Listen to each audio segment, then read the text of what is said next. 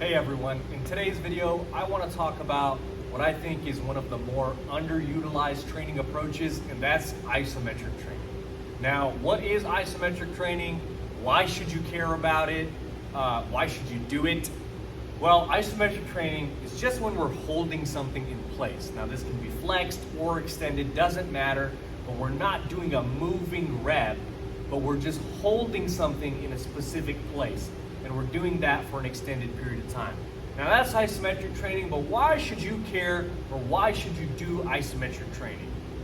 Well, isometric training is one of the most beneficial types of training we can do for a multitude of reasons, and a few of them are your peripheral blood flow. This is one of the few ways that you can increase that, so you can improve your peripheral blood flow. You can increase the function of your connective tissue even. These are both very important things.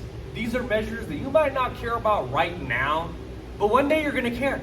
One day you're gonna get old. You know what happens to old people? One of the most common ways that old people die, they fall and they're not able to break their fall because they don't have enough peripheral strength, which isometric training develops, and they fall and they break something. They can't catch their fall. And a lot of times they die. It's very tragic, and it can easily be prevented very quickly. This is the second benefit of isometric training. It can be done super quick, guys. You can do an isometric style workout, or let's say you just do one exercise per day, isometric style. You can do that in 5 to 10 minutes, guys. In fact, you're not gonna go much longer than 10 minutes anyway. You'll be done, you'll be burnt out. Another reason, it's great for improving strength. So we've got blood flow, we've got connective tissue function, we've got our bones, we're getting nervous system function, right?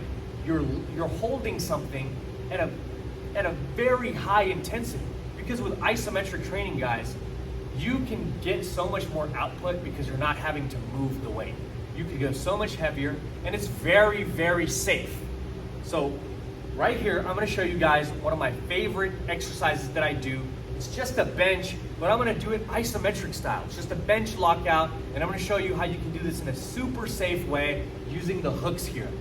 So without further ado, I'll show you guys how to do this isometric exercise right here. So I'm just gonna set up right underneath the bar. I'm gonna get set up in my pressing position, just like normal. I'm gonna have my legs up because I just wanna focus on my upper body here. Keep my rib cage in a certain position. But all we're gonna do when we get here is now, once we're ready, we just lock this out.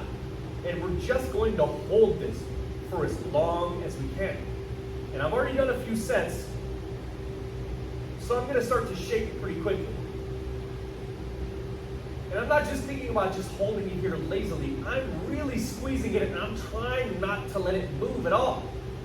Now I'm shaking, but I've already done a couple sets and I'm talking, so that makes it a little harder, but this is what we want. This is our nervous system struggling to do what I want it to do, which is just hold this right here.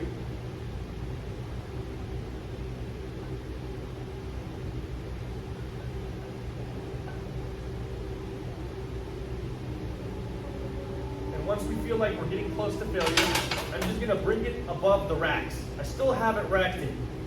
Still holding it, but now the hooks are right underneath the weight, so I can just go to absolute failure here, super safely.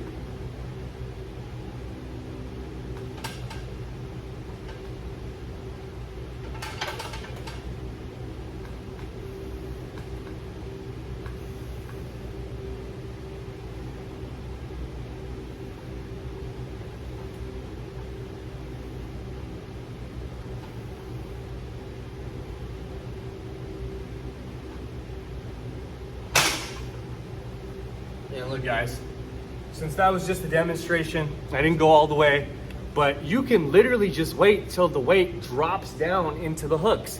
It's super safe. This is just one way. You could do this in any exercise. Now, look at how long that took. It was only about a minute.